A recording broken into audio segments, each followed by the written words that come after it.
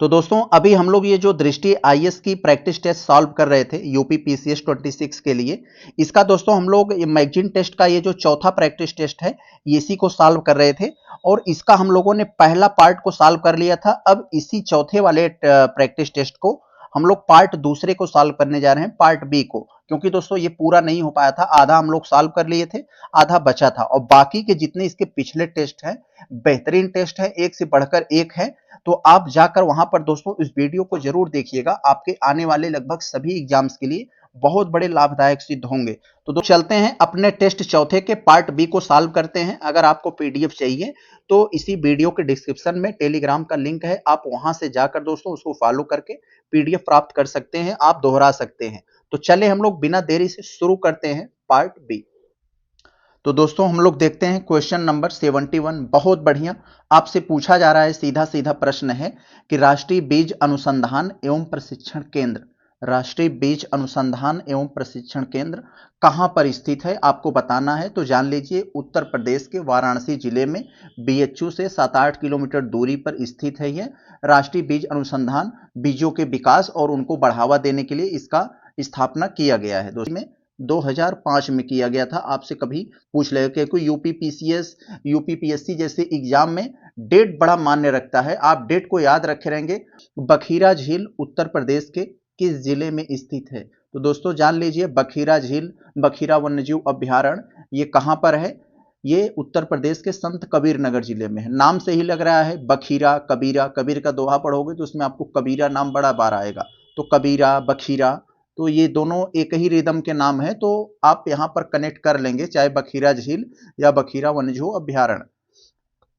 आगे देखें दोस्तों 73 में आपसे जो पूछा जा रहा है एक फैक्ट डाटाबेस सवाल है। ये कह रहे हैं उत्तर प्रदेश में प्रथम राज्य दुग्ध परिषद की स्थापना किस वर्ष हुई थी। तो उत्तर प्रदेश में प्रथम राज्य दुग्ध परिषद की स्थापना किस वर्ष किया गया था। जान लीजिए 1976 में किया गया था। कहां किया गया था, लखनऊ में किया गया था। दुग्ध को विकास बढ़ावा देने के लिए यही जो दुग्ध परिषद है यही दूध वगैरह का मूल्य तय करती है। तो ऑप्शन नंबर ए हो जाएगा आपका यहां। आगे दोस्तों एक मिलान से संबंधित प्रश्न है, बड़ा बढ़िया होता है दोस्तों। मिलान से संबंधित जो प्रश्न होते हैं इनको सॉल्व करने में बड़ा मजा आता है, क्योंकि यह थोड़ा सा एलिमिनेशन मेथड लगाएंगे तो अपने आप सॉल्व हो जाते हैं, इसमें ज्यादा मेहनत नहीं करना पड़ता है हमें। तो यहाँ दोस्तों एक है जो सबसे ज्यादा क्लियर हो, हम सबसे पहले उसी के पास जाते हैं। तो हमें यहाँ बड़ा अच्छे से क्लियर है, सैंडी पंछी अभ्यारण्य ये कहाँ है, ये हरदोई में है, लखनऊ के बगल में हरदोई में। और दोस्तों यहाँ पर एक ये है जो नाम तो पटना है, लोग सोचेंगे बिहार में है लेकिन उत्तर प्रदेश के एटा जिले में ही है, तो ये एटा में है। समन कहां पर है दोस्तों, ये मैनपुरी में, और ओखला पंछी अभ्यारण्य गाजियाबाद में। तो आप यहां पर किसे मिलाएंगे, तो पहला और चौथा तो है, दूसरा तीसरा उल्टे हो गए हैं, तो ऑप्शन नंबर बी हो जाएगा आपका यही वाला। बहुत अच्छा। आगे दोस्तों अगर देखें 75 में जो आपसे पूछा जा रहा है जनसांख्यिकी आंकड़ों को लेकर कि वर्ष 2011 के जनसांख्यिकी आंकड़ों के अनुसार उत्तर प्रदेश का सर्वाधिक पुरुष जनसंख्या वाला जिला कौन है। तो दोस्तों पुरुष जनसंख्या वाला जिला यहां पर पूछ रहा है, तो जान लीजिए सबसे अधिक जनसंख्या आप लोग तो जानते हैं भाई, सबसे अधिक जनसंख्या तो प्रयागराज में है, प्रयागराज। और उसके बाद दोस्तों कहां पर है सबसे अधिक, प्रयागराज। उसके बाद दोस्तों है ये मुरादाबाद, प्रयागराज के बाद ये मुरादाबाद, मुरादाबाद के बाद ये गाजियाबाद। तो समझ गए होंगे गाजियाबाद दूसरे नंबर पर है, तो लेकिन प्रयागराज यहां नहीं दिया है तो हम दूसरे पर जाएंगे, मुरादाबाद। ऑप्शन नंबर ए कर देंगे हम। आगे दोस्तों एक और इसी से संबंधित प्रश्न आपको 76 में दिया है कि 2011 के जनगणना के अनुसार उत्तर प्रदेश में न्यूनतम महिला साक्षरता वाला जिला कौन सा है। तो दोस्तों सबसे कम साक्षरता वाला जिला अगर देखेंगे तो आपको श्रावस्ती मिलेगा, और यहाँ पर पुरुषों को भी महिलाओं के भी साक्षरता सबसे कम है यहाँ पर। ऑप्शन नंबर आपका ए हो जाएगा सबसे कम। और सबसे अधिक साक्षरता अगर उत्तर प्रदेश का जिला पूछे तो आप गौतम बुद्ध नगर बताएंगे। तो भाई सबसे अधिक गौतम बुद्ध वहां के थे, गौतम बुद्ध नाम पड़ा है तो स्वाभाविक सी बात है कि साक्षरता सबसे अधिक होगी ही, ऐसे आप कनेक्ट कर लीजिएगा। अब हम लोग देखते हैं क्वेश्चन नंबर 77। बहुत अच्छा, जोगनी नृत्य से संबंधित आपको प्रश्न पूछ रहे हैं कि आखिर ये जोगनी नृत्य उत्तर प्रदेश के किस क्षेत्र में प्रसिद्ध है। तो दोस्तों उत्तर प्रदेश का जो अवध क्षेत्र है वहां पर जो पुरुष होते हैं रामनवमी के अवसर पर महिलाओं का वेशभूषा धारण करके या साधु संत का वेशभूषा धारण करके डांस करते हैं रामनवमी के अवसर पर अवध के क्षेत्र में, तो जो ये यही है, पुरुष के द्वारा किया जाता है, महिलाओं या साधु संतों के वेशभूषा में। आगे देखा जाए दोस्तों, अगर ये 78 में क्या कह रहे हैं कि निम्नलिखित में से प्रताप नाम की पत्रिका के संपादक कौन थे। तो प्रताप नाम के पत्रिका के संपादक कौन थे दोस्तों, तो ये गणेश शंकर विद्यार्थी, ऑप्शन नंबर ये सी हो जाएगा दोस्तों। तो ये गणेश शंकर विद्यार्थी दोस्तों, इन्होंने 1813 में 1800 कब इसकी स्थापना इन्होंने किया था, 1813 में गणेश शंकर विद्यार्थी ने कानपुर में एक स्वतंत्रता संग्राम से रिलेटेड मतलब ये जो इनकी पत्रिका थी स्वतंत्रता संग्राम को बूस्ट करने वाली थी, गरीबों की आवाज उठाने वाली थी, और कह सकते हैं गरीब मजदूर इन सब की आवाज उठाने वाली थी, स्वतंत्रता संग्राम को भी आवाज उठाती थी। तो यही गणेश शंकर विद्यार्थी की पत्रिका 1813 में कानपुर में इन्होंने इसका संपादन किया था। नाम भी याद रखे रहेंगे। आगे देखो दोस्तों, हम लोग अगर ये 79 में जो आपसे पूछा जा रहा है कि कौन सा जोड़ा सुमेलित नहीं है, तो इसको जरूर मार्किंग करेंगे, कौन सा जोड़ा सुमेलित नहीं है। फर्रुखाबाद ब्लॉक प्रिंटिंग से संबंधित है, यानी ओडीओपी आपको दिया है, एक तरफ जिला दे दिया है उत्तर प्रदेश के। तो आप अगर ओडीओपी पढ़े होंगे, इसके बारे में 2018 में इसे शुरू किया गया था, एक जिला को एक उत्पाद के रूप में हाईलाइट करने के लिए। तो फर्रुखाबाद ब्लॉक प्रिंटिंग से संबंधित है, बाराबंकी हथकरघा से संबंधित है, हाथरस हींग प्रसंस्करण से संबंधित है। तो आप सोचे होंगे सर ये कैसे याद होगा, ये नहीं याद होगा, लेकिन ये तो जरूर याद होगा भाई, प्रयागराज, सुल्तानपुर, अमेठी, इन सब में ये मंजू, वहां का ओडीओपी कौन सा है, मंजू उत्पाद। तो इटावा दोस्तों ये मंजू उत्पाद नहीं है, तो यहाँ पर ये जान लीजिए, यहाँ पर आप देखते ही सोच समझ जाएंगे कि ये गलती यही है, तो यही आपका आंसर हो जाएगा, ऑप्शन नंबर ये। तो यहाँ पर आप समझ गए हैं। तो आप सोच रहे होंगे इटावा का क्या है, तो इटावा में दोस्तों टेक्सटाइल है, टेक्सटाइल मतलब सिले हुए बने हुए कपड़े, जैसे चादर खोल तकिए वगैरह का सिले सिलान कपड़ा जो बनता है, तो वो टेक्सटाइल उसे कहा जाता है, तो इटावा का टेक्सटाइल है। आगे दोस्तों अगर हम लोग देखें, ये 79 हो गया हम लोगों का। अब हम लोग दोस्तों ये 80 वाले को देखते हैं। यहाँ 80 जो प्रश्न संख्या 80 वाले में पूछ रहे हैं आपसे टोडरमल के बारे में। टोडरमल कौन था दोस्तों, अकबर के नवरत्नों में से एक था, यही एक टोडरमल था, जो अकबर का वित्त मंत्री भी था ये। तो टोडरमल जो मुगल काल में योग्य वित्त मंत्री एवं कुशल सैन्य संचालक थे, इनका जन्म उत्तर प्रदेश के किस जिले में हुआ था। तो दोस्तों उत्तर प्रदेश के ये सीतापुर के थे, ऑप्शन नंबर ये सी हो जाएगा आपका। ये किस जिले के थे, उत्तर प्रदेश यूपी के सीतापुर जिले में, लखनऊ के बगल में। आगे दोस्तों अगर हम देखें, तो यहाँ पर एक आपसे थोड़ा सा, इसमें कोई दम नहीं है, फिर भी आपसे ये पूछ लिए हैं, तो हम चले समझ ही लेते हैं भाई आखिर ये क्या है। तो जरा देखते हैं हम लोग यहाँ पर इनको। यहाँ आपसे पूछ रहे हैं इसमें डीडीआर धान ये 100 यानी कमला। अभी धान की दो दोस्तों ये किस्में आई थी, आप शॉर्टकट में नाम याद कर लीजिए, कमला और पूसा। तो इसी कमला और पूसा के संदर्भ में आपसे दो स्टेटमेंट देकर पूछ रहे हैं कौन सा सही है, तो आपको बताना है। तो दोस्तों यहाँ पर जो पहला वाला स्टेटमेंट है, कह रहे हैं ये भारत की पहली जीनोम संपादित चावल की किस्में हैं। तो जीनोम संपादित चावल की किस्में हैं, ये तो बात सही है, ये तो वाला सही है। और दूसरा में कह रहे हैं इन्हें बिना किसी स्वदेशी डीएनए को शामिल किए क्रिस्पर कैस 9 तकनीक का उपयोग करके विकसित किया गया है। आप लोग जानते हैं क्रिस्पर कैस 9 विधि से ही डीएनए वगैरह को काटा जाता है, जोड़ा जाता है, तो ये भी सही है यहाँ पर आपका। तीसरे में करें डीडीआर धान 100 यानी कमला सांबा मैसूरी पर आधारित है, जबकि ये जो पूसा है ये मारुतेरू 10-10 पर आधारित है। तो तीन के तीनों स्टेटमेंट यहाँ पर सही हैं, यह धान की प्रजाति जो कमला और पूसा है इसके सेंस में।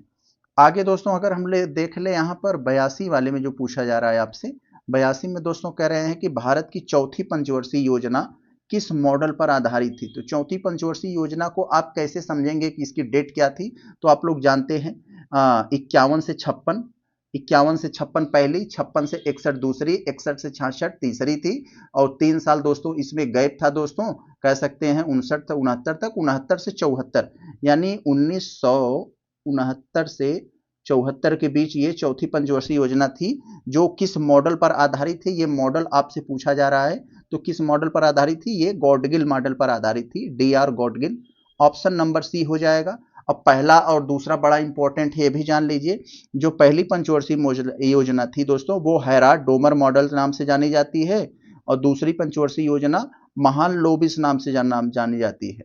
तो इन सब को याद रखे रहेंगे, आपके लिए बड़ा इंपॉर्टेंट होता है। हम सिर्फ उत्तर अगर बता दें तो एक तरह की नाइंसाफी होगी दोस्तों। आप थोड़ा सा अगर सहन रील्स देखने की आदत नहीं है, आप ऐसे वीडियो को झेल सकते हैं, तो आपको बड़ा ही इंफॉर्मेशन मिलेगा जो आपके एग्जाम में बहुत बड़ा कारगर साबित होगा आपके लिए। आगे दोस्तों चले हम लोग देखते हैं 83 वाले में, जिसमें आपसे पूछा जा रहा है किसी व्यक्ति में काम करने की योग्यता होने के बावजूद, अगर किसी व्यक्ति में काम करने की योग्यता है उसके बावजूद उसे काम नहीं मिल रहा है तो किस प्रकार की बेरोजगारी है। तो दोस्तों ये जान लीजिए, ये ओपन अनएम्प्लॉयमेंट यानी खुली बेरोजगारी कहा जाता है। ऑप्शन नंबर ये, यानी आप काम करने आ रहा है लेकिन फिर भी आपको काम ही नहीं मिल रहा है, तो इसका मतलब वहां खुली बेरोजगारी है दोस्तों। ये और एक यहां पूछा जाता है प्रच्छन्न बेरोजगारी। हर एक एग्जाम में, कोई भी एग्जाम हो, वहां पर ये पूछे लिया जाता है प्रच्छन्न बेरोजगारी क्या है। इसका मतलब ये होता है, प्रच्छन्न बेरोजगारी का मतलब कि मतलब छिपी हुई बेरोजगारी, एक ही काम को जरूरत से ज्यादा लोग कर रहे हैं। थोड़ा सा खेत है, बाप बेटे बेटी सब उसी में लगे हुए हैं, जबकि वो एक लोगों का काम है। तो सबको लगता है हम सब काम कर रहे हैं, रोजगार में लगे हुए हैं, लेकिन हकीकत ये है कि वो प्रच्छन्न बेरोजगारी है। वहां जो बेरोजगारी वो किसी को दिख नहीं रही है। मौसमी बेरोजगारी समझ रहे हैं, मौसम आने पर भी आपको रोजगार न मिले।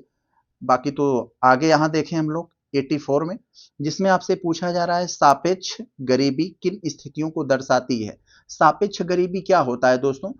कोई कितना भी बड़ा पैसे वाला हो, अपने ऊपर वाले को देखेगा को लगता है कि हम गरीब ही हैं। कार वाला जैसे साइकिल वाला मोटरसाइकिल वाले को देखकर कहेगा, मोटरसाइकिल वाला कार वाले को, कार वाला जो है बीएमडब्ल्यू को, बीएमडब्ल्यू वाला हेलीकॉप्टर को, हेलीकॉप्टर वाला चार्टर प्लेन को। तो जो अपने ऊपर देखते हैं और अपने आप को गरीब महसूस करते हैं, इसी को सापेक्ष गरीबी कहा जाता है। तो इन किन स्थितियों को दर्शाती है ये आपको बताया जा रहा था। तो हमने प्रश्न को बता दिया तो आप उत्तर अपने आप समझ गए होंगे। आय की विषमता, जो आय में, इनकम में जो गैप है एक दूसरे में, तो उसमें जो इनकम में गैप होता है, इसी गैप की वजह से सापेक्ष गरीबी की कंडीशन बनती है। तो हम दोस्तों आपको ज्यादातर प्रश्न क्वेश्चन समझाने पर जोर देते हैं, क्योंकि हमें भी मालूम है आप भी तैयारी कर रहे हैं, अच्छी खासी पढ़ रहे होंगे। प्रश्न अगर आप समझ गए तो आपके सामने उत्तर तो पड़ा हुआ है, आप तुरंत उत्तर निकाल लेंगे। तो यही हम जोर देते हैं, हमारा फोकस यही होता है कि हम आपको प्रश्न बढ़िया से समझा दें कि आपसे जानना क्या चाह रहा है, तो आप समझ जाएंगे। आगे देख लें दोस्तों हम लोग 85 में, इसमें कह रहे हैं शेयर बाजार के ग्रे मार्केट। शेयर बाजार का जो ग्रे मार्केट होता है, किस प्रकार का लेन देन होता है ग्रे मार्केट में। तो आप अगर शेयर मार्केट के बारे में थोड़ा बहुत जानते होंगे तो समझ गए होंगे। अनअधिकृत प्रतिभूति, अनअधिकृत अनऑथराइज्ड गारंटी जो होता है वो मतलब उस प्रकार का यहाँ पर लेन देन होता है 85 में। तो आप समझ गए। आगे दोस्तों अगर हम देखें 86 में, जो पूछ रहे हैं भारत में किस राज्य में सर्वाधिक हिंदू जनसंख्या प्रतिशत निवास है। तो भारत में सर्वाधिक हिंदू जनसंख्या का प्रतिशत निवास सबसे ज्यादा कहाँ है, यानी यहाँ पर मुसलमान सबसे कम है या अन्य माइनॉरिटी सबसे कम है। तो ये कहाँ पर है दोस्तों? ये यहाँ हिमाचल प्रदेश में। Yes, option number B. ये मुद्दा दोस्तों जब हिमाचल प्रदेश में अभी पिछले साल, अभी जब कांग्रेस की सरकार बनी थी 1 डेढ़ साल 2 साल पहले, तो वहां पर खूब ये रील्स वायरल हो रही थी कि भाई वहां पर मुसलमान नहीं थे, मुसलमान मानी 98% हिंदू हैं और वहां पर मुसलमानों की संख्या न के बराबर है, इसलिए वहां पर भाजपा हिंदू मुस्लिम नहीं कर पाई, इसलिए हार गई। तो ये रील्स अगर आप लोग के नजर में पड़ी होगी तो आप ये कर लेंगे। आगे दोस्तों देखते हैं हम लोग ये 87 वाले में। तो इसमें कह रहे हैं कि भारत में शीर्ष अनुसूचित जाति जनसंख्या वाला राज्य निम्नलिखित में से कौन सा है। तो जहां पर एसटी की, यानी एसटी की जनसंख्या वाला, यहाँ पर मतलब ये क्या है, अनुसूचित जाति, सॉरी सॉरी एक सेकंड, ये एससी एसटी में थोड़ा सा लोग कंफ्यूज हो जाते हैं। ये अनुसूचित जाति है, यानी एससी है। जो अनुसूचित जनजाति रहती है तो वो एसटी हो जाता है। तो यहाँ एससी के बारे में पूछ रहे हैं, एससी वाला राज्य निम्नलिखित में से कौन सा है भारत में सबसे ज्यादा जनसंख्या के मामले में पूछ रहे हैं। तो ध्यान दीजिएगा, ये जनसंख्या के मामले में पूछेगा तो उत्तर ये आप कौन सा बताएंगे, ये उत्तर प्रदेश बताएंगे। लेकिन प्रतिशत के मामले में पूछेगा तो वही उत्तर अलग हो जाएगा। यहाँ जनसंख्या के बारे में पूछ रहे हैं, याद रखेंगे। आगे दोस्तों 88 वाले को अगर हम लोग देख लें तो कह रहे हैं कि 2011 के जनगणना के अनुसार सर्वाधिक शहरी जनसंख्या वाला राज्य, भारत का राज्य या केंद्र शासित प्रदेश कौन है, यानी सर्वाधिक शहरी जनसंख्या जहां पर ज्यादा हो। तो शहरी जनसंख्या सबसे ज्यादा कहाँ पर है दोस्तों? यहाँ पर आपको दिमाग में आ गया होगा, या तो दिल्ली होगा या तो गोवा, क्योंकि यहाँ पर यूटी भी इसमें घुसा दिया है। तो आप यहाँ पर क्या करेंगे दोस्तों? ये सॉरी सॉरी सॉरी, यहाँ पर प्रतिशत नहीं पूछा है, ये जनसंख्या के मामले में पूछा है। तो जनसंख्या सबसे ज्यादा दोस्तों कहाँ पर है? शहरी जनसंख्या महाराष्ट्र में है। अगर दोस्तों प्रतिशत के मामले यही पूछा, प्रतिशत के मामले में सबसे ज्यादा प्रतिशत शहरी प्रतिशत कहाँ है, तो आप गोवा बता देते। ऐसा ही कंफ्यूज करने वाला सवाल अभी आरओ में एक आया था, आप पेपर उठा के देख लीजिएगा। आगे दोस्तों अगर देखें यहाँ 89 में जो आपसे पूछा जा रहा है कि असम की किस जनजाति में बिहू नृत्य प्रचलित है, तो असम की किस जनजाति में बिहू नृत्य प्रचलित है, तो ये कछारी जनजाति। ऑप्शन नंबर ये ए कछारी जनजाति होता है, इसी में ये बिहू नृत्य मतलब प्रचलित है यहाँ पर। अब हम देखते हैं प्रश्न संख्या 90 में, जिसमें ओमान की खाड़ी से रिलेटेड आपसे दोस्तों प्रश्न पूछा जा रहा है।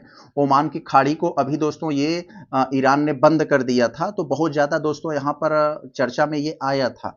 तो इसके संबंध में आपसे पूछ रहे हैं, कथन पर विचार करके बताएं सही कौन सा है आपका। तो कैसे सही बताएंगे, स्टेटमेंट को पढ़ें। ओमान की खाड़ी आप लोग जानते हैं, ओमान की खाड़ी अरब सागर को हार्मुज जल डमरू मध्य से जोड़ती है, आगे चलकर फारस की खाड़ी में गिरती है। तो ये बात बिल्कुल सही है, सीधा सीधा आप ये समझ लीजिए, ऐसे समझ लीजिए आप, ये जो ओमान की खाड़ी है दोस्तों, ओमान की खाड़ी किसको किसको जोड़ती है? तो हार्मुज को जोड़ती है दोस्तों, हार्मुज को जोड़ती है, फारस को जोड़ती है दोस्तों, फिर अरब सागर को जोड़ती है, फिर उसी से वो हिंद महासागर कनेक्ट हो जाता है। तो आप ऐसे याद रखे रहेंगे तो ये दिमाग में बनेगा, तो सही है। ओमान की खाड़ी विश्व के सबसे बड़े समुद्री मृत क्षेत्रों में से एक है। समुद्री मृत क्षेत्र का मतलब ऐसा होता है दोस्तों, एक ऐसा क्षेत्र जहां पर मतलब उस जलीय क्षेत्र में ऑक्सीजन की मात्रा बड़ा ही तेजी से कम हो रहा है, वहां के जलीय जीवों को खतरा मंडरा रहा है। आप जानते हैं जब विभिन्न तरह के जो सीवर्स वगैरह के पानी जब उसमें डाले जाते हैं उस जलीय क्षेत्र में, तो वहां पर नाइट्रोजन की मात्रा बहुत ज्यादा बूस्ट कर जाती है, वहां पर तमाम तरह के जलीय पौधे उग जाते हैं, वो सारा ऑक्सीजन को खा लेते हैं। इसलिए जीवों को, उसमें जो रहने वाले जीव होते हैं उनमें ऑक्सीजन नहीं पहुंच पाता, उनको नहीं मिल पाता, इसलिए उन पर खतरा मंडराता है। तो यही है यहाँ पर जहां पर ये डिजॉल्व ऑक्सीजन की मात्रा कम हो जाती है जिस जलीय क्षेत्र में या जिस समुद्र में, तो उसे समुद्री मृत क्षेत्र बोल दे दिया जाता है। तो यही है आपका, दोनों के दोनों सही हैं, ऑप्शन नंबर आपका सी हो जाएगा। आगे दोस्तों अगर देख लिया जाए 91 में, तो कह रहे हैं उत्तर प्रदेश के किस व्यक्ति को जनसेवा में मरणोपरांत यानी मरने के बाद 2022 का पद्म विभूषण पुरस्कार दिया गया था? तो ये कल्याण सिंह को दिया गया था, पूर्व सीएम रहे उत्तर प्रदेश के। आगे दोस्तों अगर देख लिया जाए 92 में, देखने में तो बड़ा लग रहा है लेकिन कोई दम नहीं है, आप ऐसे प्रश्नों से घबराइए न। ऐसे प्रश्न जो ज्यादा लिखे होते हैं, हकीकत ये होता है कि उसमें कोई दम नहीं होता है, वो आसानी से क्रैक हो जाते हैं। राष्ट्रीय स्वास्थ्य बीमा योजना से संबंधित कथन दिए गए हैं आपको, राष्ट्रीय स्वास्थ्य बीमा योजना से संबंधित, और बताना है कि सही कौन सा है। तो पहला स्टेटमेंट अगर पढ़ेंगे, तो इस योजना के अंतर्गत श्रम एवं रोजगार मंत्रालय स्मार्ट कार्ड आधारित राष्ट्रीय स्वास्थ्य बीमा योजना जारी करता है। तो यस, ये वाला स्टेटमेंट तो पहला तो आपका एकदम सही है। दूसरा देखिए कह रहे हैं, योजना लाभार्थियों को किसी भी सूचीबद्ध अस्पताल में, चाहे वो प्राइवेट हो या फिर सरकारी हो, दोनों के लिए ये दोस्तों अप्लीकेबल होता है, और प्रति परिवार 30,000 रुपए तक चिकित्सा उपचार उपलब्ध होता है। तो यहाँ 1 लाख रुपया नहीं, 30,000 है दोस्तों, यहाँ पर 30,000, तो 1 लाख रुपया नहीं है इसमें राष्ट्रीय स्वास्थ्य बीमा योजना में। तो ये आपका यहाँ पर गलत हो जाएगा। तो आपका सही कौन सा हुआ? केवल ऑप्शन ए। आगे देखा जाए अगर ये 92 में जो पूछ रहे हैं आपसे, हाल ही में केंद्र सरकार ने भारत का पहला जिला सुशासन सूचकांक जारी किया है। इस सूचकांक में प्रथम स्थान किस जिले को मिला है? तो प्रथम स्थान दोस्तों ये जम्मू कश्मीर को मिला है। ऑप्शन नंबर ये आपका ये ए हो जाएगा, जम्मू कश्मीर को जिला सूचकांक का पहला स्थान जम्मू कश्मीर को हासिल हुआ है, जम्मू को मतलब। आगे दोस्तों अगर देखें यहाँ ये 94 वाले में, तो ये भी एक थोड़ा सा ज़्यादा लिखा हुआ वाला प्रश्न आ जाता है, तो थोड़ा सा स्क्रीन पर दिक्कत होने लगती है। तो cost of capital commission, cost of capital commission जिसे G20 जोहान्सबर्ग समिट 2025 में लॉन्च किया गया था। आप लोग जानते हैं G20 2025 का ये जोहान्सबर्ग यानी अफ्रीका में ये हुआ था। इसी में दोस्तों ये लॉन्च किया गया था कॉस्ट ऑफ कैपिटल कमीशन। इसका मतलब क्या है? इसको सबसे अच्छा किस प्रकार से वर्णित किया गया है? तो दोस्तों जानते हैं यहाँ पर वैश्विक एक इसमें जो ये क्या कह रहे हैं, कॉस्ट ऑफ कैपिटल कमीशन, तो जो विकासशील अर्थव्यवस्थाएं हैं उनकी क्रेडिट रेटिंग और उनकी प्रथाओं में सुधार करने के लिए बनाई गई थी। ऑप्शन नंबर आपका यहाँ पर ये बी हो जाएगा, 94 का बी। आगे दोस्तों अगर देखा जाए ये 95 में जो आपसे पूछ रहे हैं, इसमें कह रहे हैं कि international union for conservation of nature, international union for conservation, IUCN जिसे हम लोग कह देते हैं लास्ट में, IUCN की ग्रे लिस्ट, रेड लिस्ट, ये जो होता है, किसे पुनः संकटग्रस्त सूची में शामिल किया है? तो रेड सैंडर्स यानी हिमालय मल्लार्ड, ईस्टर्न स्वयं डियर या एल्बिनो मगरमच्छ, तो किसे किया गया है दोस्तों यहाँ पर इन्हें? तो रेड सैंडर्स को किया गया है, ऑप्शन नंबर ए, IUCN की रेड लिस्ट में। आगे देखा जाए अगर 96 में ये क्या आपसे पूछ रहे हैं दोस्तों 96 में, तो 96 में देखें सरस्वती नदी के संबंधित आपको पूछा जा रहा है। बड़ा ही हिस्ट्री के जो एंशियंट हिस्ट्री होती, एंशियंट में इसका बड़ा ही जिक्र होता है सरस्वती नदी का। तो कह रहे हैं कथन पर विचार करके बताना है आपको सही कौन सा है हमारा। तो पहला अगर स्टेटमेंट पढ़ें तो सरस्वती नदी का उल्लेख वैदिक ग्रंथों में मिलता है, जी बिल्कुल मिलता है।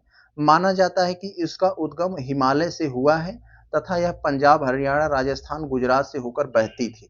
तो यस, बहती थी, लेकिन ये लगभग विलुप्त हो चुकी है। कभी कभार बारिश वगैरह में ये हल्की हल्की नालियों के रूप में दिखती हैं, तो इसी से लोग अंदाजा लगाते हैं। तो ये सही है। यह नदी लगभग 5000 वर्ष पूर्व टेक्टोनिक और जलवायु परिवर्तनों के कारण लुप्त हो गई, लेकिन ऐसा माना जाता है कि अभी भी थार रेगिस्तानों में भूमिगत रूप से बहती है। तो यस, तो ये है। और ऐसा भी माना जाता है कि यहाँ प्रयागराज में गंगा यमुना सरस्वती का मिलन है, हालांकि वो दिखती नहीं है, लेकिन लोगों का ऐसा कहना है। तो ये दोनों के दोनों स्टेटमेंट यहाँ पर आपका सही हो जाएगा, सी हो जाएगा आपका। आगे दोस्तों यहाँ H1 वीजा, अभी जो अपने भूरे अंकल हैं डोनाल्ड ट्रंप, इसको बहुत ज्यादा चर्चित बना दिए थे H1 वीजा को। तो कह रहे हैं कि इसी से रिलेटेड आपको दो स्टेटमेंट दिए गए हैं, बताना है सही क्या है।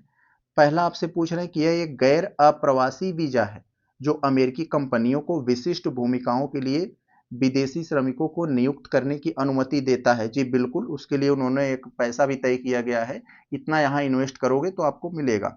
तो ये तो हो गया। दूसरे में दोस्तों कह रहे हैं 2015 से प्रत्येक वर्ष स्वीकृत सभी H1 वीजा आवेदनों में 70% से अधिक आवेदन भारतीयों के हैं, बिल्कुल है। आगे देखें यहाँ तो आपका सी हो जाएगा, दोनों के दोनों स्टेटमेंट आपका यहाँ सही है। तो दोस्तों अब हम लोग देखते हैं क्वेश्चन नंबर 98। बड़ा ही अच्छा सा सवाल है भारत में इंटरनेट के विकास को लेकर। राजीव गांधी इसके विकास के प्रणेता माने जाते हैं इंटरनेट के भारत में। इसके संदर्भ में आपको दो स्टेटमेंट दिया है, कौन कौन से हैं जरा देखते हैं। तो दोस्तों अब हम लोग पहला स्टेटमेंट देखते हैं। दोस्तों आपको डायरेक्ट हम बताते हैं कि आखिर इसमें गलतियां क्या है। देखिए हुआ क्या था, 1 जनवरी 1983 को ARPANET ने क्या किया था। ARPANET ने दोस्तों ये यहाँ पर ये जो ट्रांसमिशन कंट्रोल प्रोटोकॉल है, ट्रांसमिशन कंट्रोल प्रोटोकॉल को इंटरनेट प्रोटोकॉल में परिवर्तन करके आधुनिक इंटरनेट की औपचारिक शुरुआत को चिन्हित किया गया था, जबकि यहाँ पर दोनों एक ही में दिखा गया है, इसलिए यह गलत हो गया है। दूसरे स्टेटमेंट में कह रहे हैं ये जो दोस्तों यहाँ पर लिखा गया है ट्रांसमिशन कंट्रोल प्रोटोकॉल या internet protocol network control protocol की सीमाओं को संबोधित करने के लिए विकसित किया गया था, जो नेटवर्क को स्केलेबल कनेक्टिविटी का समर्थन नहीं करता था। तो समर्थन करता था, ऐसा नहीं है नहीं करता था, तो यहाँ पर यह भी गलत हो गया। तो कह रहे हैं सही कौन सा है, तो दोनों सही नहीं है, दोनों के दोनों गलत हो जा रहे हैं। बहुत बढ़िया। आपसे पूछ रहे हैं कि भारत में कपड़ा उत्पादों और उनके संबद्ध क्षेत्र, एक तरफ आपके कपड़ा उत्पाद दे दिए गए हैं और एक तरफ आपको उससे संबद्ध क्षेत्र दे दिए, बताना है सही कौन सा है आपको। तो आप कैसे बताएंगे। ये कांजीवरम रेशम, ये दोस्तों एक कपड़ा का उत्पाद है। कांजीवरम रेशम ये तमिलनाडु में होता है दोस्तों। पश्मीना ऊन आप लोग जानते हैं जम्मू कश्मीर लद्दाख में एक विशेष प्रकार की भेड़ बकरी होती है, उन्हीं से प्राप्त किया जाता है, तो ये नहीं है। तो हिमाचल की जगह पर जम्मू कश्मीर और लद्दाख होना चाहिए था, तो ये दूसरा वाला गलत हो गया। अब आपको पता होना चाहिए कि दूसरा जहां पर है वो हमारा उत्तर नहीं हो सकता, क्योंकि हमें सही पूछे हैं। तो ये काट दीजिए, आपको उत्तर मिल गया, बाकी आपको पढ़ने की जरूरत ही नहीं है। लेकिन दोस्तों यहाँ जान लीजिए, इलकल साड़ी कर्नाटक से रिलेटेड है, मुगा सिल्क असम। तो ऐसे ही आप भी एलिमिनेशन मेथड लगाएंगे तो सॉल्व हो जाएगा। आगे दोस्तों कह रहे हैं भारत में बैंकिंग प्रणाली के संबंध में आपको कुछ स्टेटमेंट दिए गए हैं, बताना है सही क्या है। तो कह रहे हैं भारतीय रिजर्व बैंक आरबीआई भारत में 1 रुपए के नोट और सिक्कों को छोड़कर अन्य मुद्रा और नोट को जारी करने का एकमात्र प्राधिकारी यानी अथॉरिटी है इसके पास। तो बिल्कुल है, ये बिल्कुल सही स्टेटमेंट हुआ। आगे देखते हैं आगे और क्या कह रहे हैं। कह रहे हैं दोस्तों दूसरे वाले स्टेटमेंट में, पहला तो हमारा सही हुआ, कह रहे हैं क्षेत्रीय ग्रामीण बैंक केवल केंद्र सरकार के स्वामित्व में कार्य करते हैं। तो ऐसा नहीं है दोस्तों, इसमें आप जान लीजिए 50% इसमें केंद्र सरकार की भागीदारी होती है और 50% केंद्र सरकार की भागीदारी होती है, 15% राज्य सरकार की भागीदारी होती है और 35% जो कंपनी होती है जो चलाती है उसकी भागीदारी होती है। तो केवल केंद्र सरकार के स्वामित्व में कार्य नहीं करते हैं, ये बात यहाँ पर गलत हो गया, क्षेत्रीय ग्रामीण बैंक। तो यहाँ पर ये आपका गलत हुआ, तो दूसरा गलत हुआ, तो दूसरे में जहां जहां है आप काट दीजिए, आपका उत्तर मिल गया, 1 और 3 हो जाएगा। यानी ये तीसरा वाला सही है, बिना पढ़े हम पता लगा लिए सही है कि जो अनुसूचित वाणिज्यिक बैंक होते हैं उनको आरबीआई के रेगुलेशन के अनुसार ये सीआरआर और एसएलआर बनाए रखना होता है। तो बिल्कुल रखना होता है, इसमें कोई डाउट नहीं है, तो ये सही है। तो आगे देखा जाए ये 101 में, तो इसमें कह रहे हैं दोस्तों मध्यकालीन भारतीय इतिहास के संबंध में आपको जो स्टेटमेंट दिए गए हैं पढ़ के आपको बताना है कि आपका कौन सा ऑप्शन सही होगा। तो पहला स्टेटमेंट अगर हम पढ़ें तो मध्यकाल में कह रहे हैं संस्कृत प्राथमिक साहित्यिक भाषा थी। तो नहीं दोस्तों, मध्यकाल में संस्कृत साहित्यिक भाषा कहाँ थी, तो यहाँ पर ये गलत हो जाएगा, देखते ही आप इसे गलत कर देंगे, तो एक काट देंगे, ये काट देंगे और ये भी तो नहीं होगा। पता लग गया आपको, होगा तो यही बी वाला होगा, पता लग गया तुरंत आपको। अब आगे कह सकते हैं, यहाँ पढ़ सकते हैं, हाँ ये भी सही है, ये भी सही है। आगे दोस्तों अगर देखें तो 102 में कह रहे हैं दोस्तों यहाँ पर ज्ञान भारतम मिशन।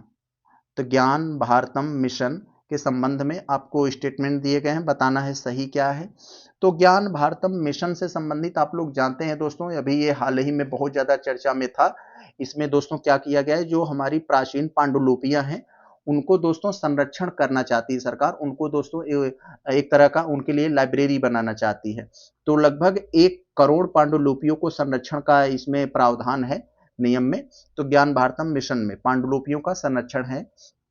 तो कह रहे हैं इसका उद्देश्य भारत की पांडुलिपि विरासत का सर्वेक्षण, दस्तावेजीकरण और संरक्षण करना है, जिसका लक्ष्य विभिन्न संस्थाओं और निजी संग्रह में रखी जाएंगी 1 करोड़ से अधिक पांडुलिपियों का सर्वेक्षण, दस्तावेजीकरण एवं संरक्षण करना है। बिल्कुल है, यही अभी मैंने आपको बताया। दूसरे में कह रहे हैं इसे भारतीय पुरातत्व सर्वेक्षण के तहत लॉन्च किया गया है। तो नहीं मेरे भाई, यही तो यहाँ पर गलती हो गई, भारतीय पुरातत्व सर्वेक्षण के तहत नहीं दोस्तों, यह संस्कृति मंत्रालय के तहत हुआ है, संस्कृति मंत्रालय, ये भारतीय पुरातत्व सर्वेक्षण के तहत नहीं। तो ये गलत हो गया, केवल ए आपका सही हो जाएगा। आगे अगर देखें हम लोग तीसरे में, तो इसमें कह रहे हैं देखने में तो बड़ा है, कोई दम नहीं है, आपको दिखाते हैं, कोई दम नहीं है इसमें। देखिए कैसे, ब्लैक होल आप लोग खूब पता होगा, खूब पढ़े हैं साइंस में। ब्लैक होल से संबंधित जो स्टेटमेंट आपको दिए गए हैं, बताना है कि आखिर सही क्या है इसमें। तो पहला स्टेटमेंट आप देखेंगे, ब्लैक होल अंतरिक्ष का वह क्षेत्र है जहां ग्रेविटेशनल फोर्स इतना प्रबल हो जाता है कि कोई भी वस्तु यहां तक प्रकाश भी उससे नहीं बच सकता। तो ये बात सही है। आगे देखें तो ये तब बनते हैं जब एक छोटे तारे का विस्तार होता है, जिससे एक सघन पिंड का निर्माण होता है, जिसका अंतरिक्ष समय पर कोई प्रभाव नहीं पड़ता है। तो ये वाला तो स्टेटमेंट सही है, ये भी वाला सही लग रहा है। आगे पहले तीसरा वाला देखें, वे आकाशगंगाओं के निर्माण और विकास के साथ साथ ब्रह्मांड में पदार्थों के वितरण में भी योगदान देते हैं। तो दोस्तों ये तीसरा वाला सही है, दूसरा यहाँ फॉल्ट है। देख रहे हैं ना, कह रहे हैं कि जब तारे बनते हैं तब एक छोटे तारे का विस्तार होता है।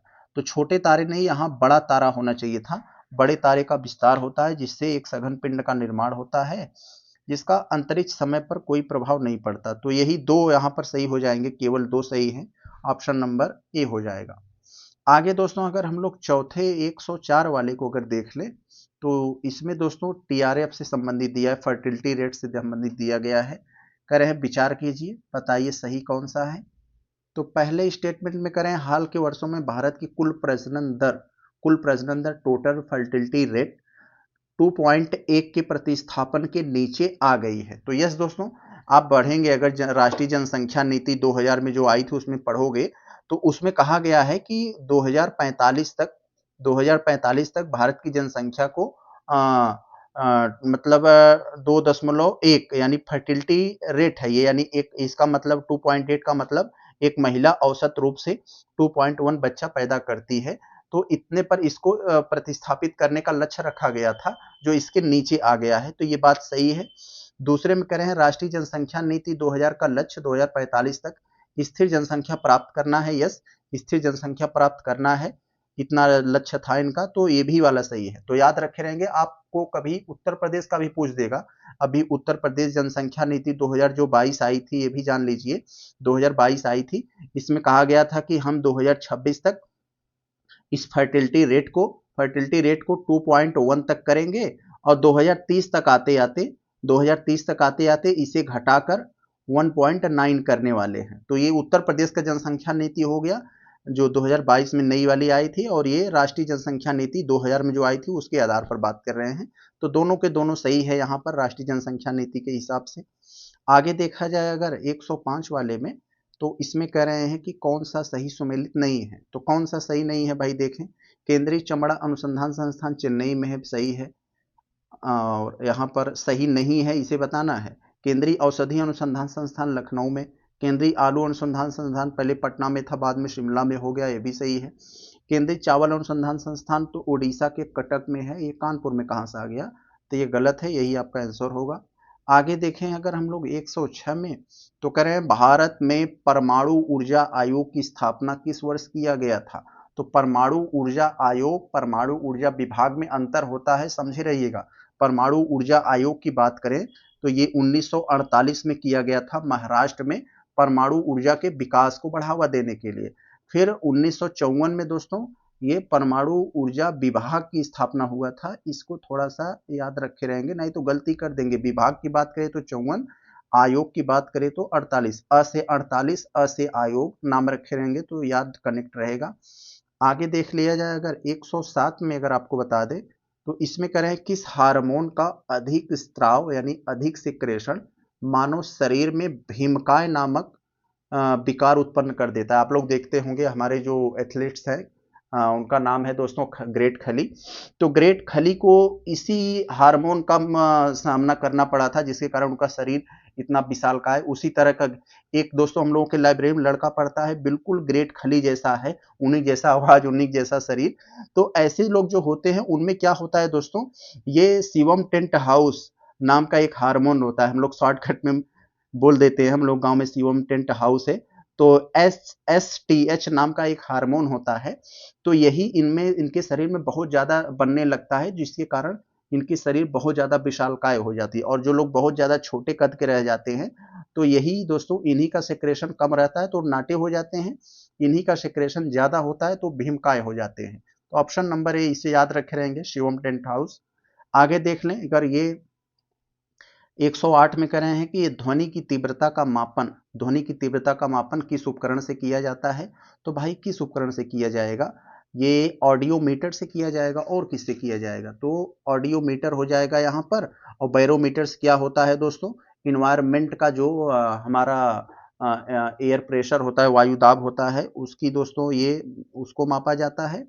और यहाँ पर तो आप समझ गए, एनीमोमीटर से इसको नापा जाता है। तो यहाँ पर ये हो गया हमारा ऑप्शन नंबर ए सही हो जाएगा हमारा। आगे अगर हम लोग देखें तो कह रहे हैं 109 वाले में प्राचीन और मध्यकालीन भारत के में निम्नलिखित बंदरगाहों तथा उनकी संबंधित व्यापारिक विशेषज्ञताओं को विचार करना है। तो विचार करके बताना है सही कौन सा है। तो पहला वाला स्टेटमेंट देखें तो लोथल, मोतियों, रत्नों और सूती वस्त्रों का निर्यात होता था लोथल से, तो ये बात बिल्कुल सही है, नो डाउट। यहाँ कह रहे हैं मुजरिस रोमन साम्राज्य के साथ मसालों और हाथी दांत का व्यापार होता था, ये से भी सही है। और मसूलीपट्टनम तो जिसे मछलीपट्टनम भी कहा जाता है, 17वीं शताब्दी में यूरोपीय वस्त्र व्यापार का प्रमुख केंद्र है। तो दोनों के दोनों स्टेटमेंट तीनों सही हैं। ऑप्शन नंबर यहाँ आपका डी होगा। आगे दोस्तों अगर हम लोग देखें तो आगे अगर हम लोग देखें तो यहाँ पर केंद्रीय अन्वेषण ब्यूरो यानी सीबीआई की बात कर रहे हैं। सेंट्रल इन्वेस्टिगेशन ब्यूरो की स्थापना किस समिति की सिफारिश पर की गई थी? तो संथानम समिति की सिफारिश पर की गई थी। तो ऑप्शन आपका ए हो जाएगा।